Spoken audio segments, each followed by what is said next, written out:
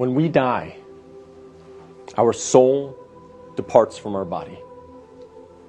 And the soul goes on a journey that has many stages to it. And for the beginning of this khutbah, I want to focus on one stage of the journey of this soul.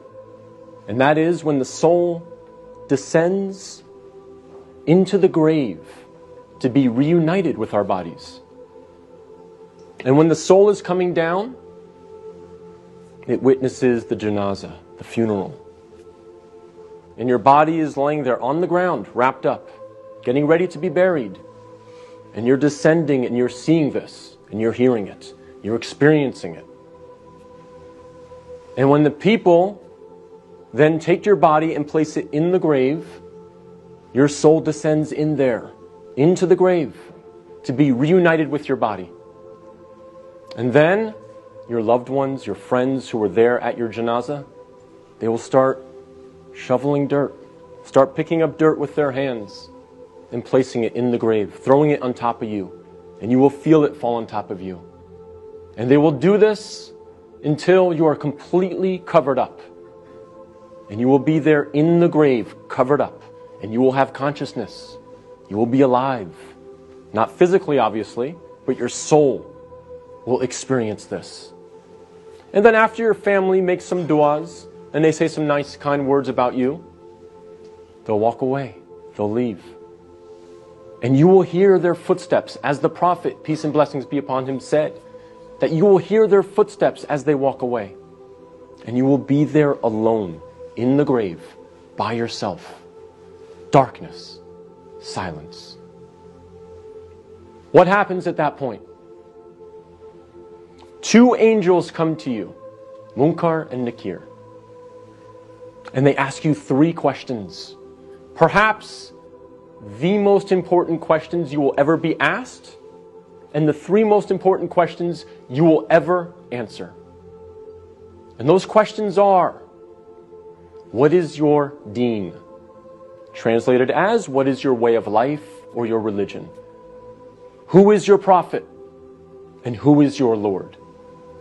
Not necessarily in that order, but those are the three questions. And if you answer these questions correctly, all three of them, your stay in the grave will be one of peace. You'll have peace. You'll have pleasure. Until the day of judgment, when the horn is sounded, and you are raised up out of your grave. So during that time, if you answer these questions correctly, you will have peace. But if you don't answer these questions correctly, all three of them, your stay in the grave will be full of pain. So we must answer these questions correctly. But here's the problem. A lot of us say to ourselves at this point, I'm good because I'm a Muslim and I know the answers to these questions and I'll answer them correctly. This is a problem. This is called being overconfident. Because, as many of the scholars say, the answer is not given with your tongue. The answer is not given with your brain. The answer is given with your heart. What is in your heart will come out at that moment. And so if you lived your life not praying, not striving to implement Islam, not striving to understand the Quran to the best of your ability, if you spent your life not really striving to be a Muslim, a true Muslim, trying to practice, then Islam really was not in your heart. So we have to make sure that we're striving, again, to the best of our ability. I'm not asking for perfection. I'm not asking for scholars. I'm not asking for you to be of the best character like the Prophet, peace be upon him, but we must strive for it.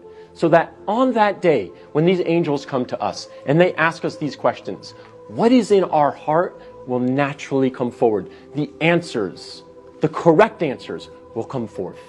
And not the answers of, I was striving for something other than the pleasure of Allah. So we have to make sure that Islam is in our hearts, not just on our lips, not just in our mind.